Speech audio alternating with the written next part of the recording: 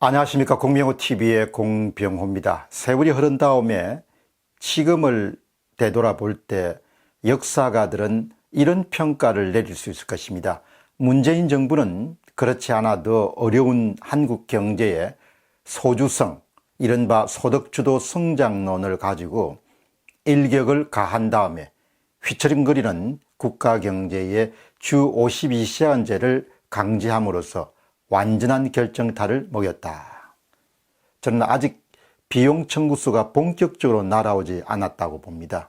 주 52시간제 비용 청구서가 날아오기 시작하면은 아마도 정책 실패라는 것이 이렇게 한 나라 경제에 큰 타격을 입히고 나는 것을 우리가 알아차리지 않겠냐는 생각을 하게 되는데요. 최근에 한 칼럼에서 이 같은 제가 갖고 있던 평소의 믿음을 전적으로 동의하는 또 다른 경제학자분을 만났습니다. 연세대 경제학부의 교수로 있는 성태윤 교수의 주장을 여러분에게 소개해 드립니다. 그 배경은, 여기서 그라는 것은 한국 경제의 잠재 성장률 하락의 배경은 대외 여건 악화와 최저임금의 급격한 상승이 꼽힌다. 하지만 더 무서운 충격이 다가오고 있다. 바로 2018년 7월 300인 이상 사업장을 대상으로 시작된 근로시간 단축이다. 최근에 중앙일보에 주 52시간제 경제 전반에 미친 영향이라는 그런 칼럼에서 기고한 내용입니다. 질문 보겠습니다. 어떻게 하면 잘 살 수 있는가? 우리에게 가장 중요한 질문이고 화급한 그런 질문입니다. 소득을 올릴 수 있는 경제 성장은 세 가지를 통해 이루어지게 됩니다. 하나는 노동 투입이 증가하거나, 다른 하나는 자본 투입이 증가하여 자본이 축적되거나, 마지막으로 생산성이 증가하거나, 이 세 가지 중에 한 가지 정도가 원활하게 이루어지게 되면 성장에 기여할 수 있고 소득을 올릴 수 있습니다. 반대로 소득이 줄어들거나 나라가 쇠락하는 방법은 아주 명확합니다. 하나는 노동 투입이 줄어들거나, 다른 하나는 자본 투입이 이루어지지 않거나, 마지막 하나는 생산성이 정체되거나, 이 세 가지 중에 한 가지라도 이루어지게 되면 소득이 줄거나 나라가 쇠락하게 됩니다. 여기서 중요한 불변의 사실은, 첫째, 생산성 향상이 없는 상태에서, 둘째, 노동 투입 시간을 줄이게 되면 성장률이 떨어지고 소득은 감소할 수밖에 없습니다. 여러분, 이 부분이 아주 중요합니다. 생산성 향상이 없는 상태에서 노동 투입 시간이 줄어들게 되면 소득이 줄고 성장률이 떨어질 수밖에 없다는 사실입니다. 그래서 우리가 자신의 상황이나 실력에 관계없이 일률적으로 근로시간 단축을 강제화하는 획일적이고 경직적인 제도 실행은 경기를 크게 위축시킬 수가 있습니다.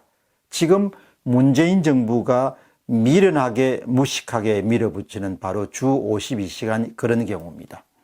어떤 나라 경제에서 생산성이 오르지 않는 상태에서 노동 투입 시간을 줄이게 되면 또 그 노동 투입 시간을 줄이는 방법이 획일적이고 경직적인 그런 제도를 통해서 그걸 강제하게 되면 자연스럽게 일어나는 현상은 바로 생산성 성장률 하락과 소득 감소입니다.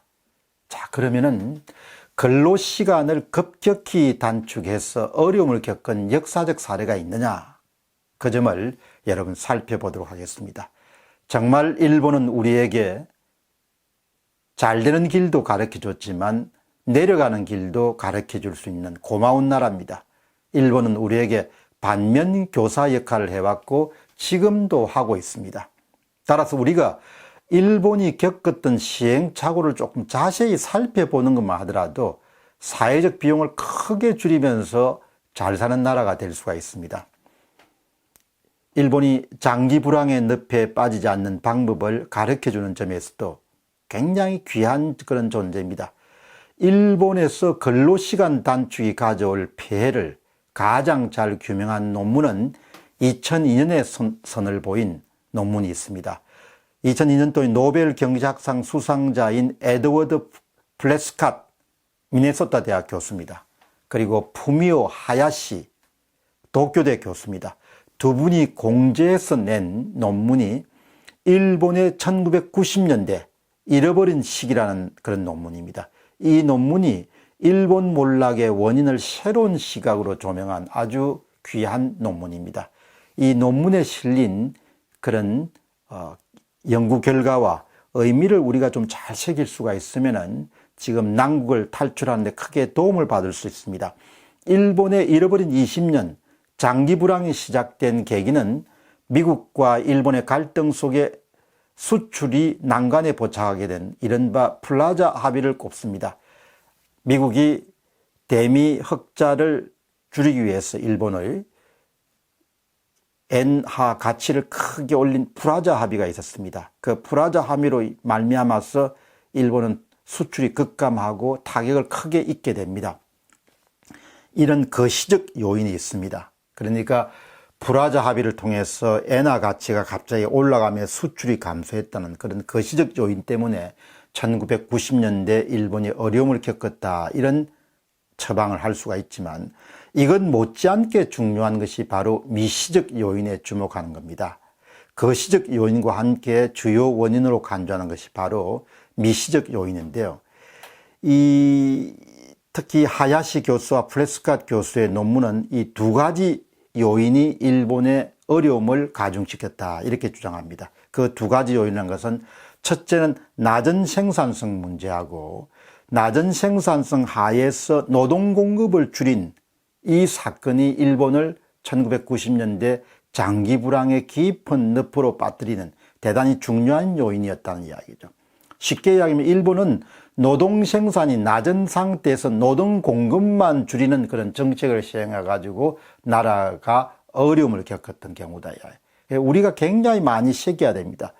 우리 역시 노동 생산이 낮은데 그냥 이상만 높아가지고 현실을 무시한 채 노동 공급을 갑자기 줄이는 정책을 실시했기 때문에 일본이 겪었던 장기 불황과 같은 부분들을 겪을 가능성이 굉장히 높다는 사실입니다.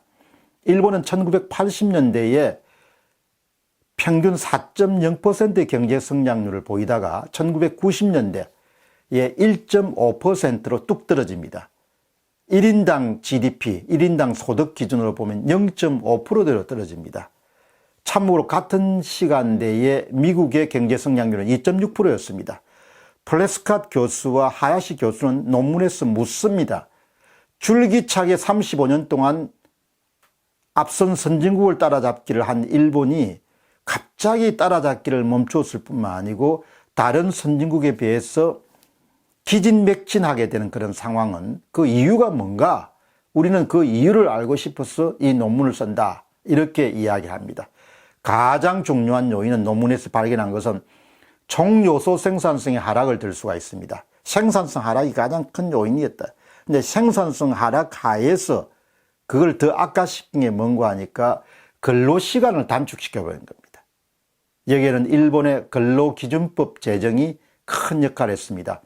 일본은 1988년부터 1993년에 걸쳐가지고 법정 근로시간을 44시간에서 40시간으로 변경시켜버립니다. 이 같은 단축은 40년 만에 이루어진 아주 급격한 단축입니다. 특히 노동비용 증가 와중에 산업구조조정이 지체가 되면서 지연이 되면서 정부 보조금으로 연명하는 곳이 늘면서 일본의 노동 생산성이 경쟁국에 비해서 크게 낮아지게 된 겁니다. 그러니까 일본이 겪었던 것을 우리가 그대로 겪는 겁니다. 구조조정이 지연되면서 나라 전체의 생산성이 낮아진 상태에서 이상은 높아가지고 근로시간을 갑자기 줄여버린 겁니다. 그것이 일본이 1990년대 장기 불황을 겪었던 대단히 중요한 요인인데, 꼭 같은 상황을 우리가 교훈을 배우지 못하고 바로 주 52시간 근로제라는 것을 강행하면서 현재 어려운 장기 불황의 터널을 재촉하고 있다, 이렇게 볼 수 있겠습니다.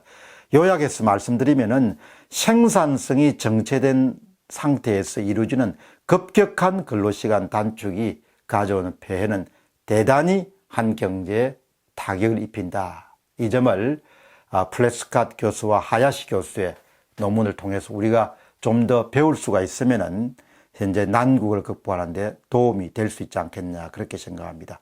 따라서 주 52시간 제도를 조금 속도를 늦추는 방법을 적극적으로 고려해서 그걸 수용할 때 우리가 정책으로 인한 또 한 번의 큰 타격을 한국 경제에 끼치는 그런 부작용을 줄일 수 있을 것입니다.